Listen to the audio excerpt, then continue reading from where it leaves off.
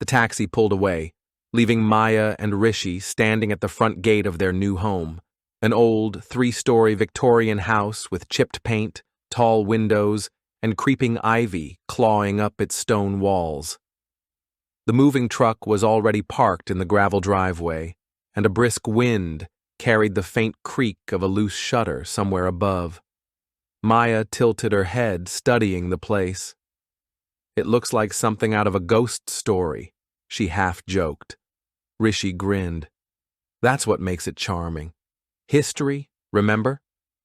The house had been a steal, a property this size in a quiet hill town, well below market value. It had stood vacant for years, the landlord told them, but was structurally sound and just needed some new energy. Maya had hesitated, but Rishi had fallen for its odd angles and antique character instantly. As they approached the porch, the landlord, Mr. Batra, emerged from his car holding a jangling ring of keys. He was a lean, sharp-nosed man with gray hair and eyes that rarely blinked. "Welcome," he said, forcing a smile. "Everything should be ready for you. Water's running, power's on. I had the locks changed this morning." He handed Rishi the keys, then hesitated before adding, "Just one thing. The basement, that door down the hallway, please don't try to open it. It's sealed for a reason." Maya raised an eyebrow. "Why? What's down there?" Mr. Batra's face darkened. "Just old damage, unsafe flooring, nothing useful. Stay out, all right?" With that, he turned and left. Inside, the house smelled of aged wood, dust, and something faintly metallic. The creaking floorboards underfoot made every step echo. The walls were lined with faded floral wallpaper, peeling at the corners, and every room seemed to breathe with the weight of time. They spent the rest of the day unpacking. Maya couldn't shake the feeling that the house was listening, watching. There was a strange quiet to it, not peaceful, but expectant. Later that evening, while Rishi unpacked books in the study, Maya curled up on the couch in the living room. Rain tapped softly against the windows. She closed her eyes, letting the calm settle over her. And then she heard it. A voice, muffled, distant, faint as a breath. It came from beneath the floorboards, directly under where she sat. She sat upright, listening hard. Nothing. "Rishi," she called out. He poked his head into the room. "Yeah? Did you say something?" "Nope." She forced a smile. Must have imagined it. But long after he returned to unpacking, she kept glancing at the floor, her ears straining in silence. The house had spoken. The next morning dawned gray, with low clouds blanketing the sky.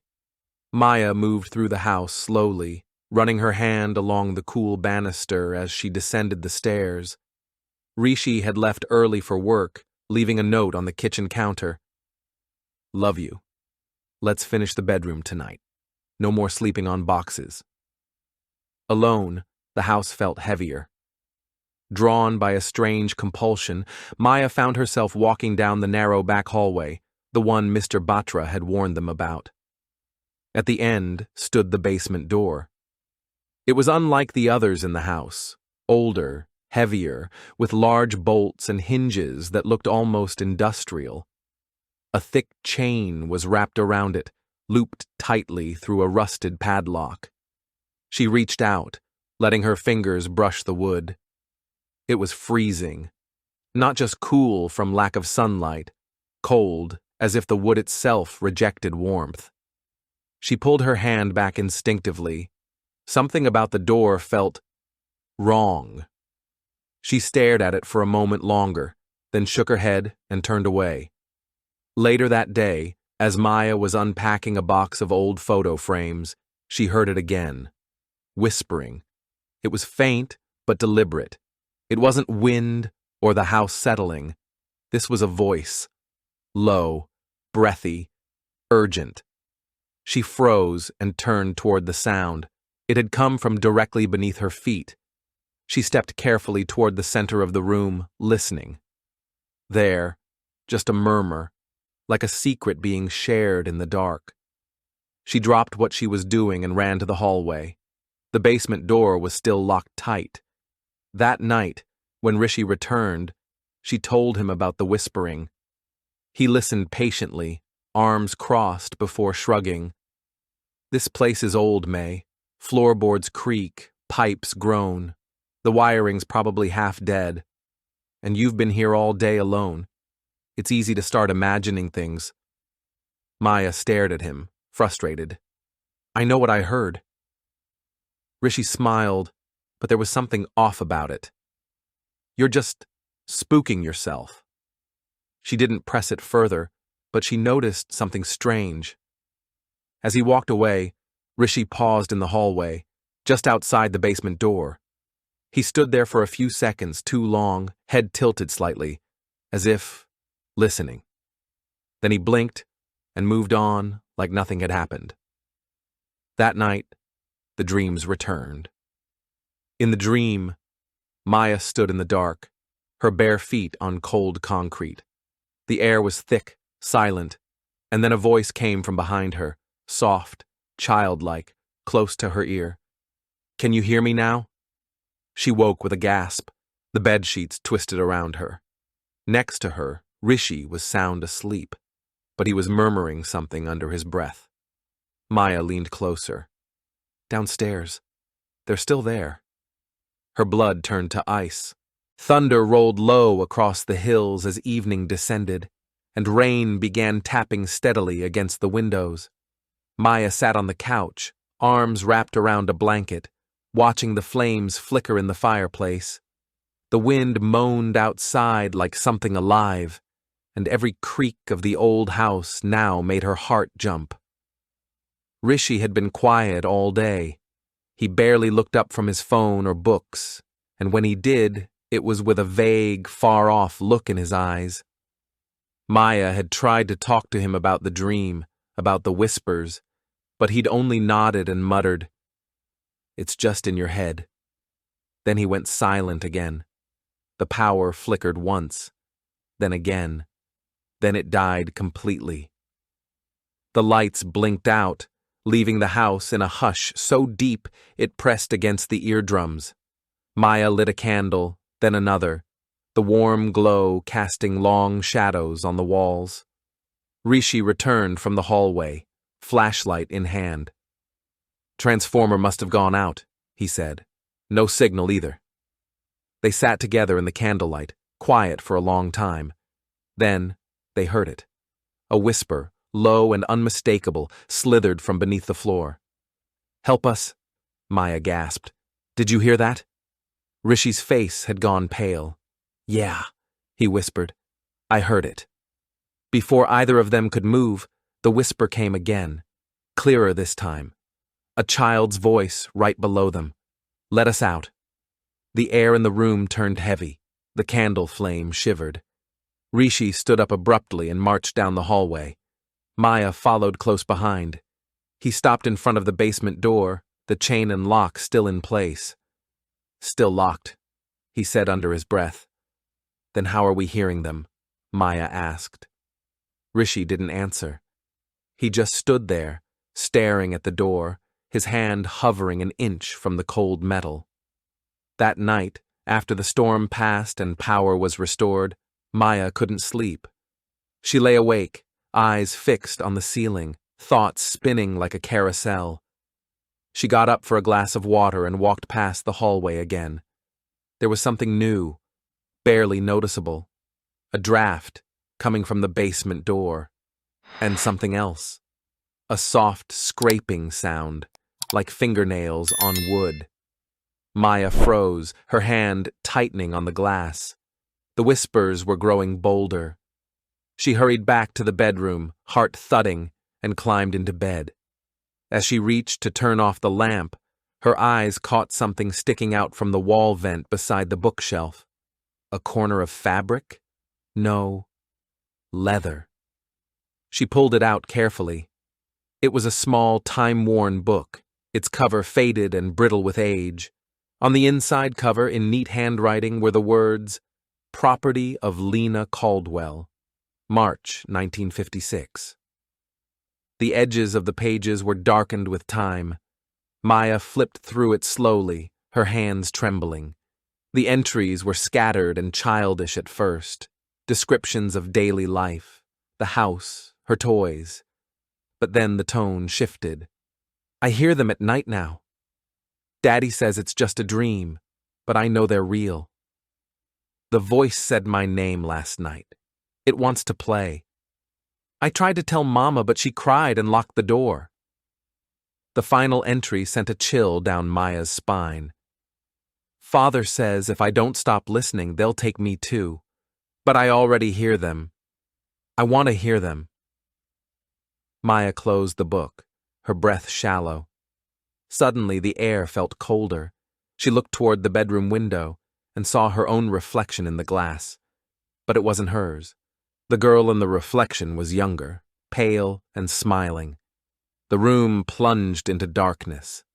The next morning, the storm had passed, but the house felt no brighter. The clouds remained low and gray, casting a sullen light through the tall windows. Maya sat at the kitchen table, the leather-bound diary open before her, a cup of untouched tea cooling beside it. She hadn't slept. Instead, she'd read and reread Lena Caldwell's diary, page by page, word by haunted word. The early entries were typical of a young girl's musings, talk of dolls, favorite books, her brother Simon, and Papa's quiet room downstairs. But then came entries that chilled Maya deeper than the cold in the walls. April 4th, 1956. Simon says the voices aren't real, but I know they are. They whisper to me when I lie still. They come from the dark. April 11th, 1956. Papa says not to go near the basement, but the voices are calling me. They know my name now. Last night I heard one say, "Lena, we're waiting." April 20th, 1956. I saw something behind the mirror. It looked like Simon, but it wasn't. Its smile was wrong.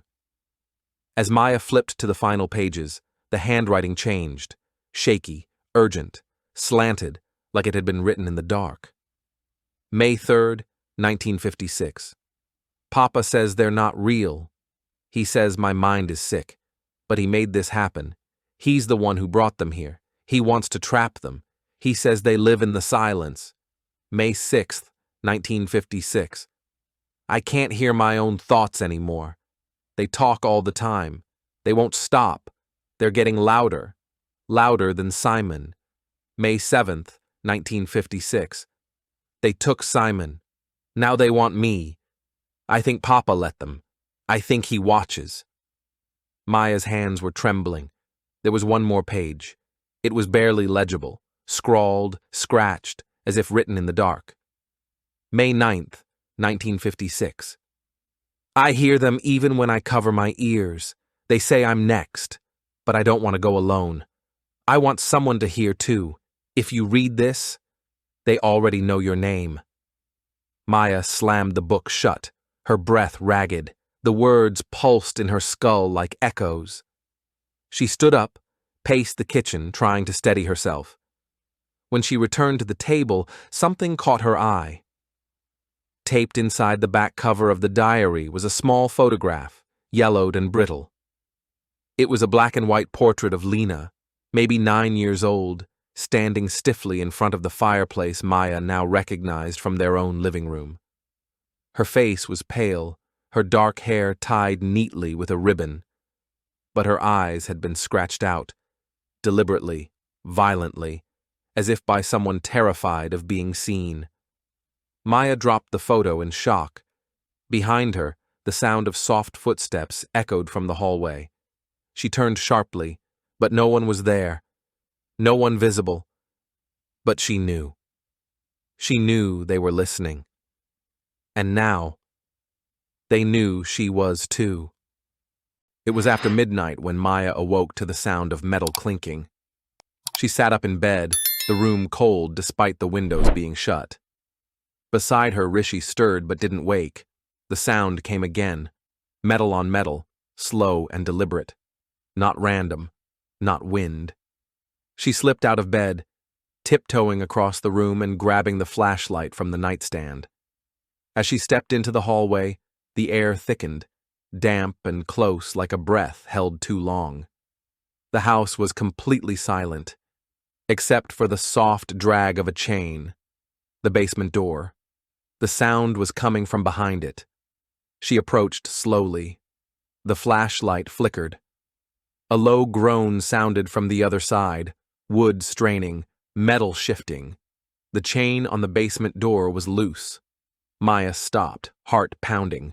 The padlock, still hanging, had been unlatched, left dangling open as if someone had carefully, quietly undone it. But how? They didn't have the key. They had never touched it. She reached for the lock, hesitant. Then, without warning, the door creaked open an inch on its own. Cold, stale air flowed out like a whisper from the grave. And then, footsteps, slow, light, coming up the basement stairs. Maya backed away. "Rishi," she called out, louder than she meant to. Her voice cracked. He emerged from the bedroom, groggy. "What is it?" "The door, it opened," she whispered, pointing. He blinked. "That's not possible. I didn't—" He trailed off as he saw the door for himself, ajar and breathing cold into the hall. Together, they stepped forward. Rishi pulled the door wide. Darkness yawned below. The flashlight flickered again.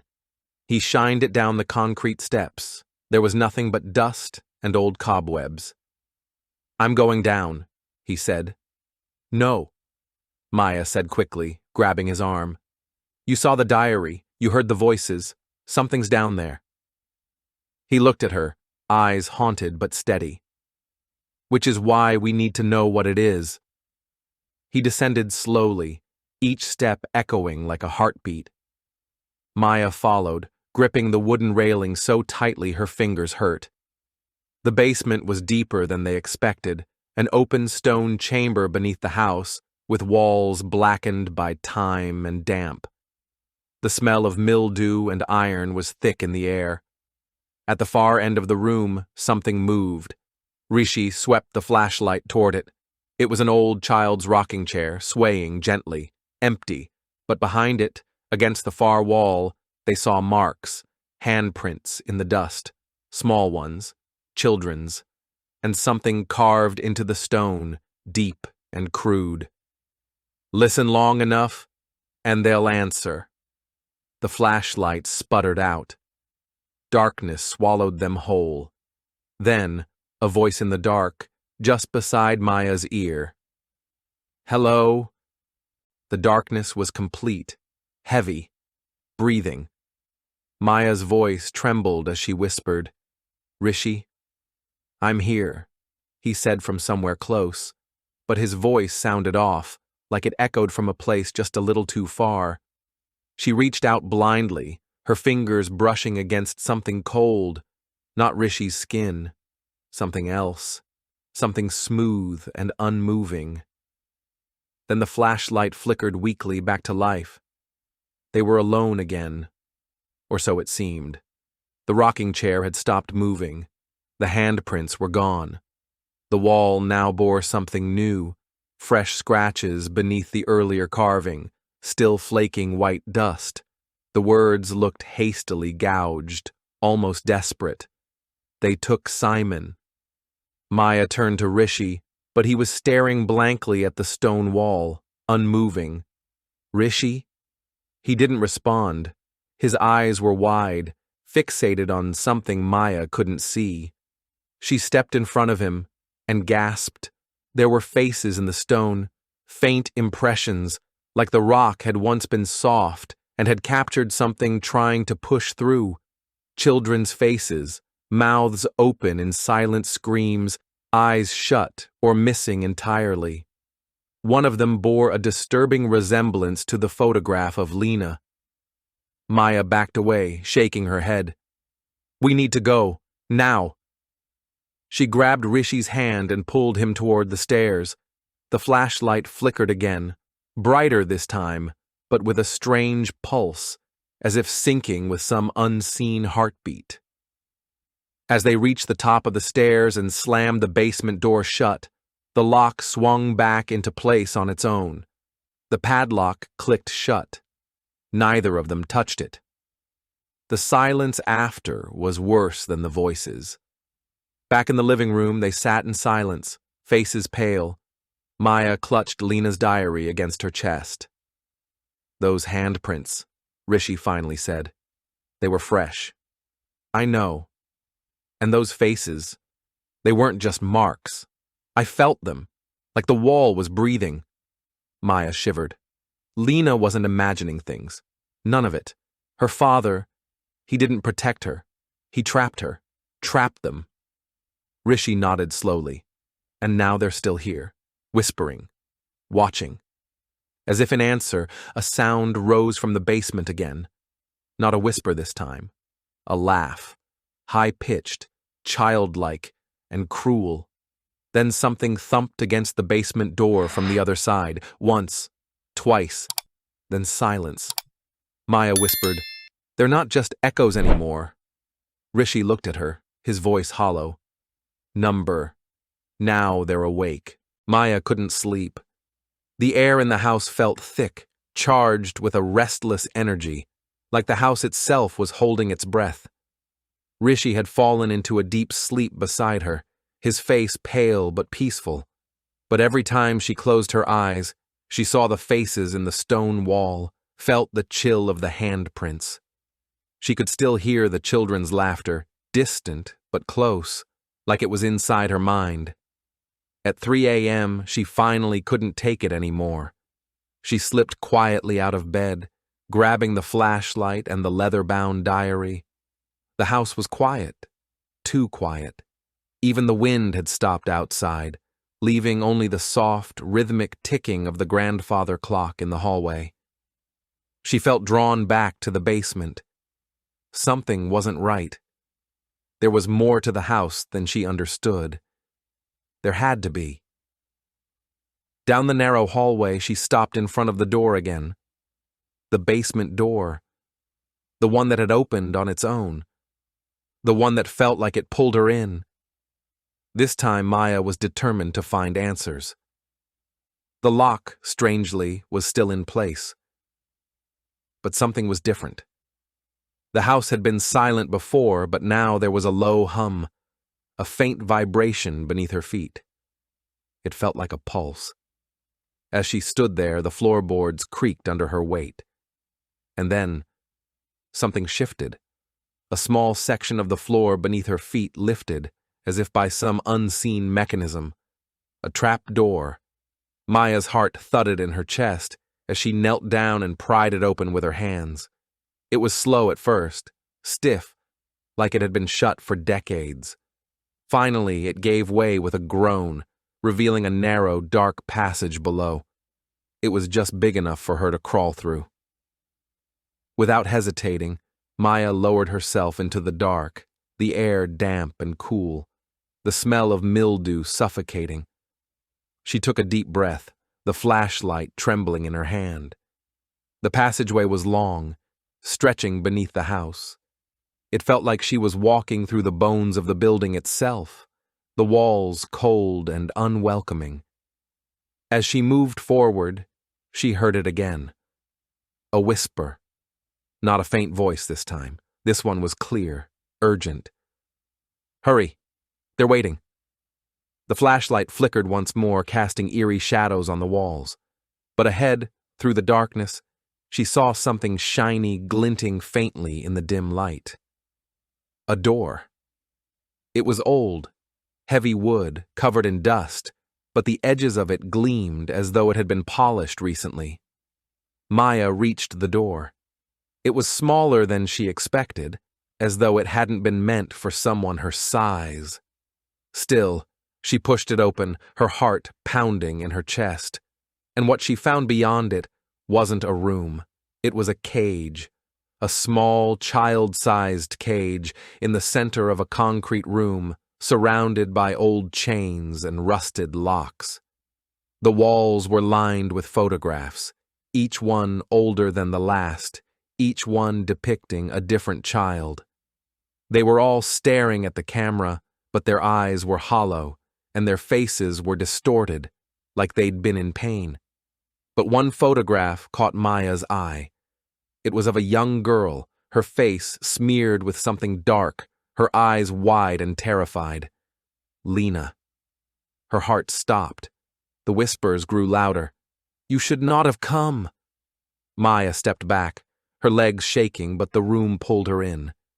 The air was thick with dread, each breath harder to take. As she scanned the walls, she found something else, strange markings carved into the stone. They were symbols, old, unknown. Then, something shifted in the corner of her eye, a shadow. It moved quickly, darting across the room. Maya whipped around, breath caught in her throat, but there was nothing there. She turned back to the cage, and the photograph of Lena had changed. The girl in the photo was no longer standing. Now, she was sitting in the cage, eyes pleading. Her mouth was open as if trying to scream, but no sound came. The whispers rose again, louder, faster. The door creaked open, and Maya stepped into the hidden room. Her flashlight beam caught on something unexpected. Photographs, dozens of them, taped to the walls in disorganized patterns, like someone had tried to make sense of them, only to give up in frustration. She approached the nearest set of pictures. They were all children. Some faces looked familiar, others were foreign, their features twisted with age. The unsettling part wasn't the photos themselves, it was the eyes. They were all scratched out. Some had been deliberately torn, others were crossed out with thick, black lines. And then there were the names, scribbled underneath some of the photographs, hastily written, as though by someone desperate. Lena Caldwell, 1956. Simon Caldwell, 1956. Emma, 1963. Jonah, 1972. As Maya examined them, her heart began to race. There, pinned to the wall, was a photo of Lena Caldwell, the same girl whose diary she had read. But this time she was no longer smiling. Her face was gaunt, hollow, the skin stretched thin over her bones. Had she been here? Had she been kept here? Her eyes, now gouged out, just like the others. A low creak interrupted her thoughts. She turned, flashing the beam across the room. There was the cage, a small, child-sized cage, nestled in the center of the room, the bars thick and cold. It looked like something from another time, like it was built to keep a child trapped, unable to escape. The floor of the cage was covered in dust, but something caught her eye. A set of small footprints, faint and smudged. Maya knelt down, trying to make sense of what she was seeing. Her fingers brushed against the rusty bars, the chill of the metal creeping through her fingertips. "Help us," came the voice again, so clear this time it made her blood run cold. It was Lena's voice, but it wasn't coming from the walls or the photographs. It was coming from the cage itself. Maya recoiled, her pulse quickening. The voices weren't echoes. They weren't whispers from the past. They were alive, trapped here, in this room, locked away for years. Suddenly, something behind her shifted. The trap door she had descended through slammed shut, and the room went completely dark. Maya's breath quickened. The flashlight blinked once, twice, and then died entirely. She fumbled in the darkness, heart pounding, the weight of the room pressed on her, suffocating, cold, empty. Then she heard it, a scratching sound from behind the cage. Maya swung around, and there, through the bars, was Lena. She was a ghost now, her figure translucent, her clothes torn and stained. But her face, her face was unmistakable. It was the same as in the photograph, the same as in the diary, but her eyes, they were black, empty, hollow, and they stared right at Maya. Lena's mouth opened, but there was no sound, only a gurgling hum that vibrated through the air. The whisper came again. "Help us, please." Maya's chest tightened. The words broke her. She had to do something. She couldn't leave this place without answers. Her fingers scraped against the bars of the cage. Her mind raced. What was it that had kept them trapped here? What had bound them to this house? And why were they still here after all these years? Then she saw it. A symbol carved into the wall near the cage. It was faint, almost indistinguishable, but it looked like some kind of ritual. Twisted runes. Symbols meant to bind. Her mind flashed to the diary, to the part where Lena wrote about her father. Papa wants to trap them. He wants to keep them here forever. Maya stepped forward, heart hammering in her chest. The truth began to unfold before her, piece by piece. Lena's father hadn't been trying to protect his family. He had been trying to trap something older, something ancient, that lived in the silence of the basement, something that whispered and beckoned.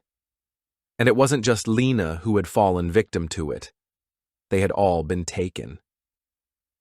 Maya didn't know how long she stood there, staring at the trapped souls in the cage. The voices grew louder, more frantic, each one calling out for release, for help. Suddenly, the temperature in the room dropped again, a biting cold that wrapped around her like a suffocating fog. A presence filled the space. Something darker than the voices. Something ancient and vengeful. A soft chuckle echoed from the corner of the room. The thing in the shadows moved. It had been watching her the whole time. Maya's breath quickened as the shadows in the corner of the room shifted. For a moment, she stood frozen, staring at the darkness, unable to move, unable to breathe. The presence in the room had changed, becoming tangible, something solid, something ancient. The air grew colder, suffocating, as though the walls themselves were closing in. The voice came again, this time clearer, louder. "You shouldn't have come here, Maya." The words were grating, twisted, like they were spoken by something not quite human, something older than time itself. She tried to move, but her limbs felt like lead. It was as if the house itself was holding her in place, unwilling to let her leave. She turned back to the cage. Lena's figure remained there, but now it was joined by the figures of the other children. All were ghostly, pale, their faces twisted with anguish. Their eyes, those empty, hollow eyes, watched her with a silent pleading. Maya shook her head. "No, this isn't real. This can't be real." But in her heart, she knew it was. This house, this place, was alive. And it had been waiting for someone to hear its whispers, waiting for someone to break the silence. Her flashlight flickered, casting the smallest glimmer of light. She held it tightly, trying to steady her breathing. And then, from the darkness, a figure emerged. Tall, gaunt, its skin like cracked stone, eyes burning with an unholy light. It was the one that had been watching her, the thing that had taken so many souls. It spoke again, but now it was directly in her mind. "You can leave. You can walk away, but you will carry us with you. Forever." Maya felt the weight of those words press on her chest, suffocating her. She had no idea what the thing meant, but she knew the choice was clear. She could leave, walk away, let the spirits of Lena and the other children remain trapped in this place, bound to the house, bound to the silence. But in doing so, they would follow her. The whispers would never stop. They would haunt her, and the evil in this house would never be quieted. Or she could stay. She could take the risk of releasing them, of freeing them from the cage, from the house. But that meant confronting the thing that had bound them here. Confronting the darkness that had been watching her all along. Could she destroy it? Could she free them? She looked at Lena's face, her hollow eyes. The children's faces, frozen in terror, begging for release. The truth was clear now. This house wasn't just haunted by ghosts.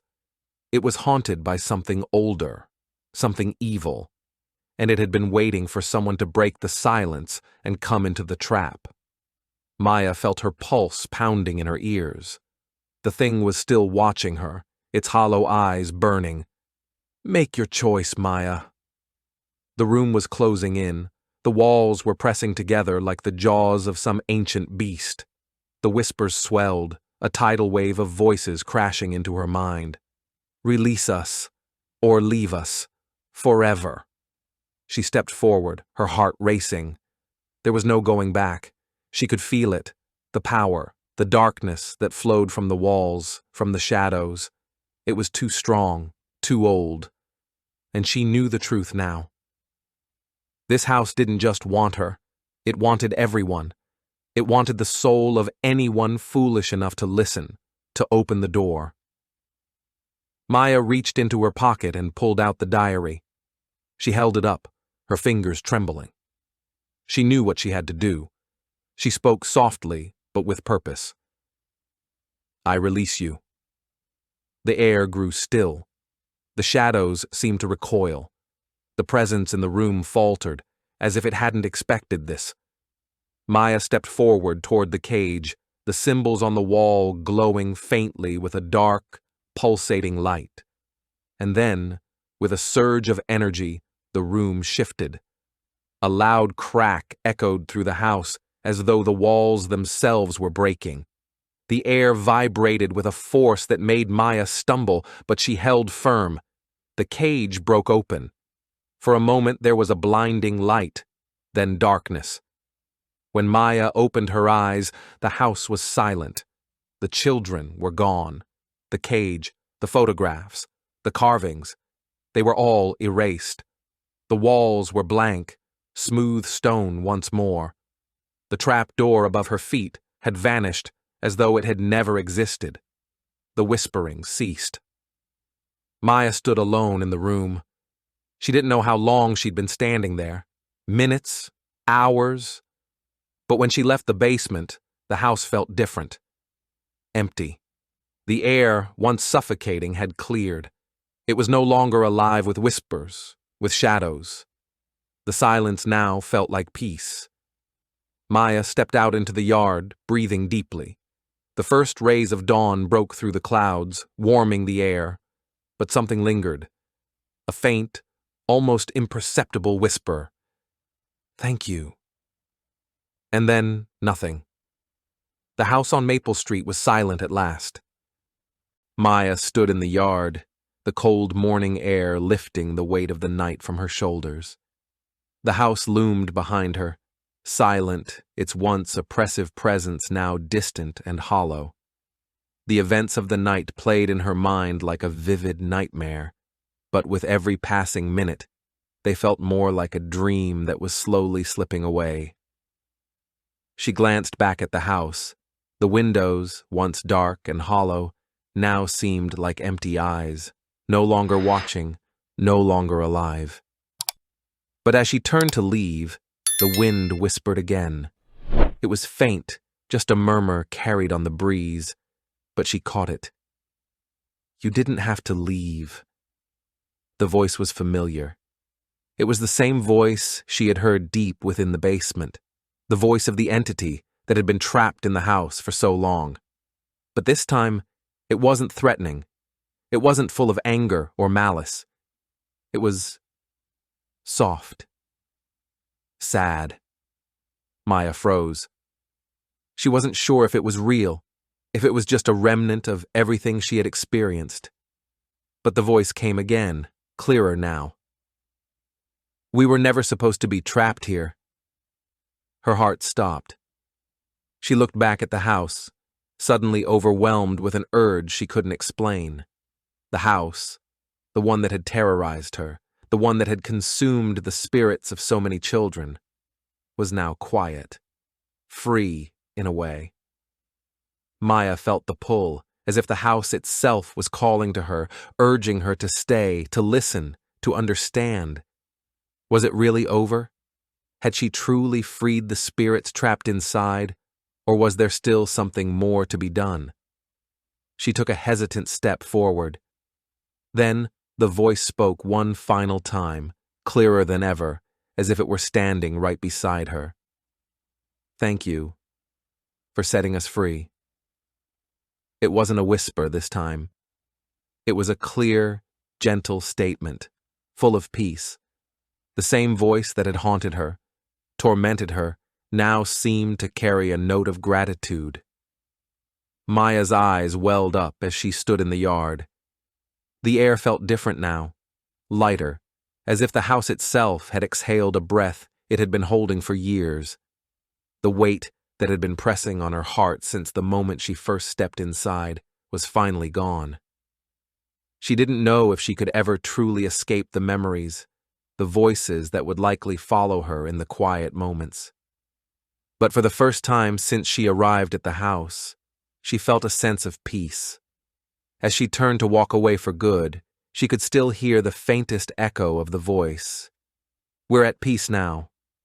And with that, Maya left the house on Maple Street behind, knowing that whatever had lived there before, whatever had haunted those walls, was finally gone. But she also knew that sometimes voices are never fully gone.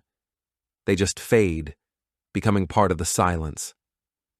The final voice, whispering a soft thank you. Thanks for watching. If you enjoyed this video, hit that like button, subscribe, and ring the bell for more. Let me know your thoughts in the comments. I'd love to hear from you. See you in the next one. Bye for now.